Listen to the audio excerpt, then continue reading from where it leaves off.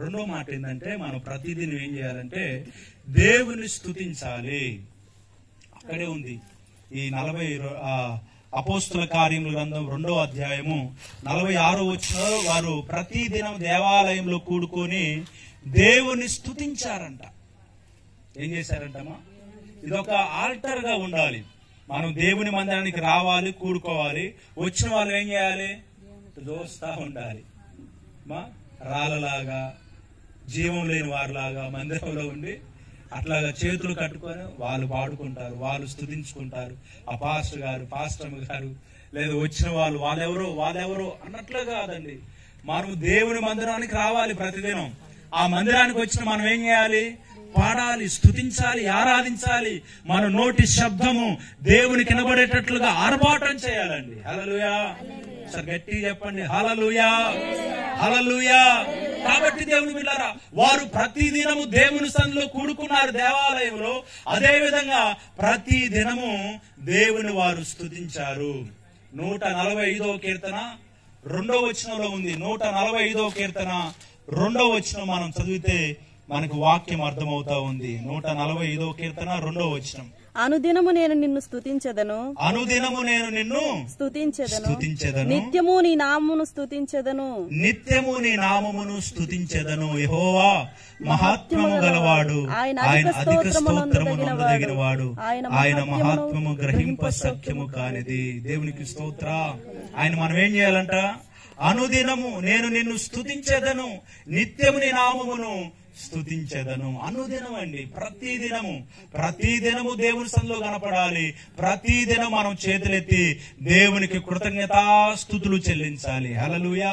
ఎందుకంటే ఆయన అధిక స్తోత్రము మరి పొందదగినటువంటి అర్హుడై ఉన్నాడు.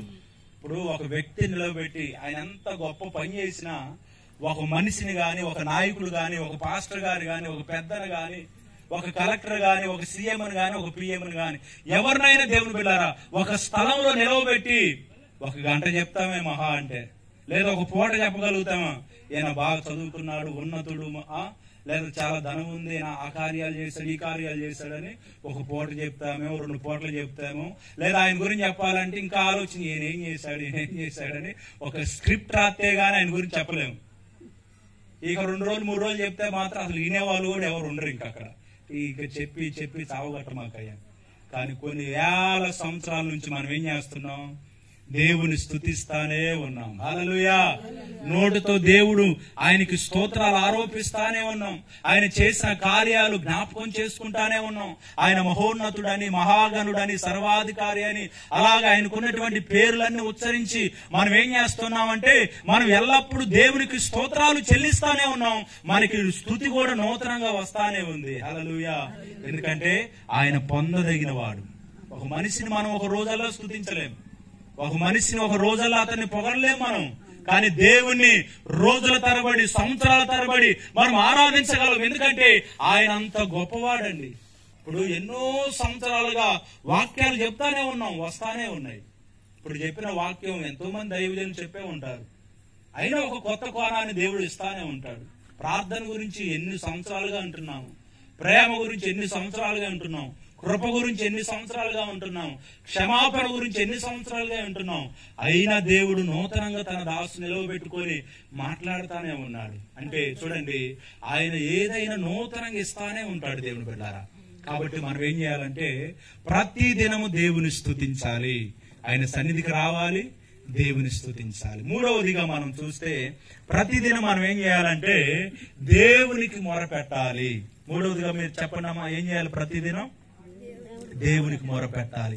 88వ కీర్తన 9వ వచనం చూడండి. 88వ కీర్తన 9వ వచనం. 88వ కీర్తన. బాధ చేత నా కన్ను క్షీణించుచున్నది, యెహోవా ప్రతిదినము నేను నీకు మొరపెట్టుచున్నాను. చూడండి, బాధ చేత నా కన్ను క్షీణించున్నది, యెహోవా ప్రతిదినము నేను నీకు మొరపెట్టుచున్నాను, నీ వైపు నా చేతులు చాపుచున్నాను. స్తోత్రం కలుగును గాక. కీర్తనకారుడు ఏమంటున్నాడంటే, యెహోవా ప్రతిదినము నీకు మొరపెడుతున్నాను. ప్రతి దినము మనం దేవుని సన్నిధిలో కూడుకోవాలి, ప్రతి దినము స్తుతించాలి. స్తుతించిన ప్రతి వ్యక్తి కూడా ప్రార్థనలోకి వెళ్ళాలి. ఇదంతా ఆల్టర్ అని చెప్తున్నాను కదా, ఒక క్రమంగా ఒక క్రైస్తవుని జీవితంలో జరిగిపోవాలి. దేవుని బిడ్డలారా, మనం ప్రతి దినం మొరపెట్టాలి, ఆయన వైపు మనం చేతులు చాపి అడగాలండి. మనం అప్పుడప్పుడు ప్రార్థన చేసే క్రైస్తవులుగా ఉండొద్దు. ప్రతిదినం చేసే ప్రార్థన కూడా ఆచారంగా అలవాటుగా చేయొద్దు. ప్రతిదినం ఒక భారముతో ప్రార్థన చేయాలి, ప్రతిదినం ఒక పట్టుదలతో ప్రార్థన చేయాలి, ప్రతిదినం ఒక అంశాన్ని ఎత్తిపట్టి ప్రార్థన చేయాలి. నువ్వు పొందుకోవాల్సి ఇంకా ఏమున్నాయో అవి పొందుకునేంత వరకు మనం ప్రతిదినం దేవుని సన్నిధిలో మొరపెట్టాలి. దేవుని బిడ్డలారా, మనం ప్రార్థన చేస్తానే ఉండాలి ప్రతిదినం. అప్పుడప్పుడుగా ప్రార్థన చేసే క్రైస్తవులు కాదండి. అప్పుడప్పుడు ప్రార్థన చేసే క్రైస్తవులు నిలువెచ్చనగా ఉంటారు. వారు దేవుని సన్నిధి రావాలంటే కష్టం వాళ్ళకి. దేవుని స్తుతించాలంటే వారు పెదవులు తెరవలేరు, వారి హృదయం నుంచి రాదు, వారు దేవుని సన్నిధిలో గడపలేరు, ఇలాంటి ప్రార్థనలు గడపలేరు. వారు ఎందుకంటే నిలువెచ్చని స్థితిలో ఉంటారు. వారు అప్పుడప్పుడు ప్రార్థన చేస్తారు, అప్పుడప్పుడు మందిరానికి వస్తారు. కానీ ప్రతి దినం ప్రార్థన చేసే క్రైస్తవుడు దేవుని శక్తితో నింపబడతాడు, దేవునితో సహవాసం కలిగి ఉంటాడు. ప్రతి దినం ప్రార్థన చేసే క్రైస్తవుడు ఒక పరిశుద్ధతను కలిగి ఉంటాడు. దేవునిలో నిత్యము ఆ వ్యక్తి కొనసాగుతూ ఉంటాడండి. ప్రార్థన చేసే వ్యక్తి ధైర్యంగా ఉంటాడు. కాబట్టి దేవుని బిడ్డలారా, మనం బాధ చేత క్షీణించినప్పుడు మనం ఏం చేయాలి? మనకు బాధలు పెరుగుతా ఉంటే ప్రార్థన తగ్గుతా ఉంటది. ఏమవుతుంది చెప్పండి? బాధలు పెరుగుతా ఉంటే ప్రార్థన, నిజానికి ప్రార్థన కూడా